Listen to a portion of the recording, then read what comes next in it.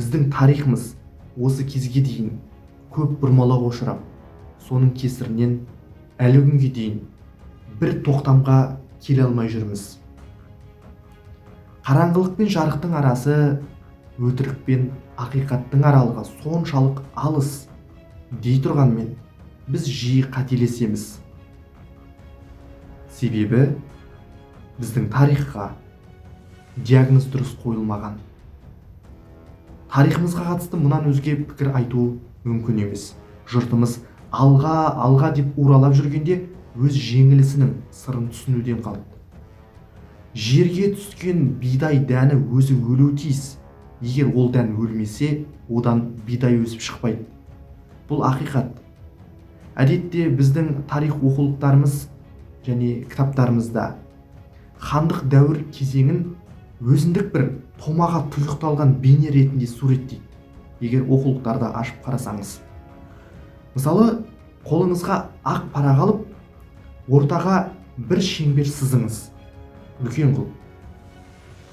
Осы шеңбердің сыртына шығара отырып, әрлі-берлі қалағаныңша ойқастап, бірнеше сызықтар, ойыңызға келген сызықтармен сызғылай бастаңыз.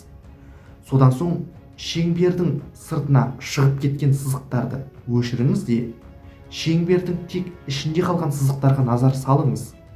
Егер сіз бұл сызықтар өз бастауын қайдан алғанын білмесеңіз, бұлардың қайда апаратынын да түсінбейсіз. Бұл қазіргі кездегі хандық дәуір туралы жазылған кітаптардың, жалпы оқулықтардың көпшілігінде кездесетін жағдай.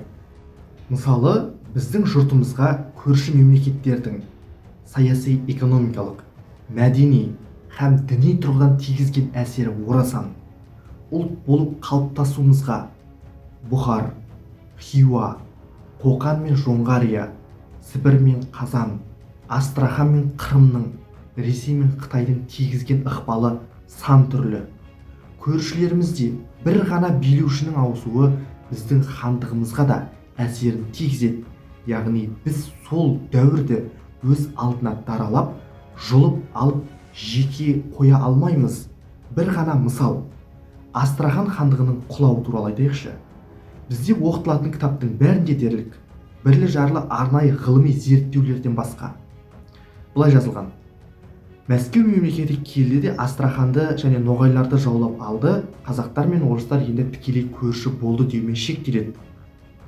Бірақ арада біршама уақыт өткенде ол жердегі Осман янычарлары және орыс әскерінің аяусыз күресін, османдардың сол кезде Еділ бойына жетуін, мына жақта Дәулеткерейдің Мәскеуді өртеген кезде Иван Грозныйдың жауап хатында жазылғандай шабуылдың өтемі ретінде Мәскеу билігінің Қырымға, Астраханды беруге келіскендігі, ал Қазанды бере алмайтынын жеткізу туралы ешбірінде айтылмайды. Сонымен қатар, Қасым хан кезінде бізді Еуропа елдері тани бастады деп айтып өтеді де, сол біз туралы жазған Герберштейннің өзі біздің даламыз туралы аңыз шындығы аралас Мәскеу жазбаларын атамайды. Тарих оқулықтарында ең бір жаның ашитын нәрсе, хандық дәуірдегі оқиғалар бар болғаны 20 шақты беттен аспауы. Осындай деректер бола тұра, біздегі оқулықтардың жұтаңдығы әрі ғылыми еңбектер мен әдеби туындылар жараның орнын жаба алмауы осы видеоны жазуға себепші болды. Қазір тарихшылар арасында кең тараған пікір бойынша, мысалы, тағы бір мысал ретінде, Қазан мен Астраханның құлауы, көшімнің, яғни Сібір билігінің қалпақтай ұшуы, орыстардың алдында қандай жауынгер халық Жоңғарияның жер бетінен жойылып кетуінің бәрі саяси жағдайлардың, сол кездегі соғыстар, әскери құрылым, ескі тактика, феодалдық құрылым шеңберінде түсіндіріледі. Бір ғана мысал ретінде айтайықшы сізге, Қазан қаласының 1552 жылы құлауы. Сол жерде көшіп қонып жүрген ноғай биі Жүсіптің көмек бермеуінен немесе қырдағы Хақназар ханның уақыт жоғалтуынан, яғни уақытында көмекке келмеуінен, Дәулеткерейдің үлгермей қалуынан көреді. Жарайды, Дәулеткерей, яғни Қырымның билеушісі үлгеріп келді. қазақтардың әскерін бастап Хақназардың сарбаздары да көмекке келді.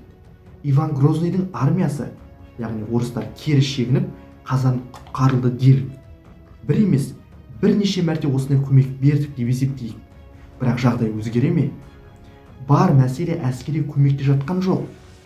Бәленің бәрі біздің экономикалық әлеуметтік артта қалуымыздан, феодалдық кезең мешеулігінде жатыр. Қарапайым мыңдаған сарбаз өлермендік көрсетсе де, әскери техникаға, ғылыми жаңалықтарға арқа сүйеген жақ қашанда жеңіске жетеді. Бұл табиғи заңдылық. Бұл жай ғана сіздерге ұсынып отырған аңдатпа ғана. Мұның саяси экономикалық астарын алдағы уақытта видеоларда толығырақ көретін боласыздар. Біздің арнамызды көру арқылы сіз мына бүгінгі әлемнің қалай құрылғанын, Еуропаның қалай дамып кеткенін, не себепті біздің Азия және Африка құрлықтары елдерінің көштің соңында қалып қойғанын нақты тарихи оқиғалармен түсінетін боласыз. Яғни көз алдыңызда бүкіл әлем елдерінің тарихы бір уақытта өте шығады. Эйнштейн қарттың салыстырмалы теориясын өз тілімізде салыстырмалы тарихқа айналдырдық. Сіз тарих онлайн арнасынан өзіңізге қажетті білімді табатыныңыз ақиқат. Сіздерге мына сөзді тағы да қайталап айтқым келеді. Біздің тарихқа диагноз дұрыс қойылмаған.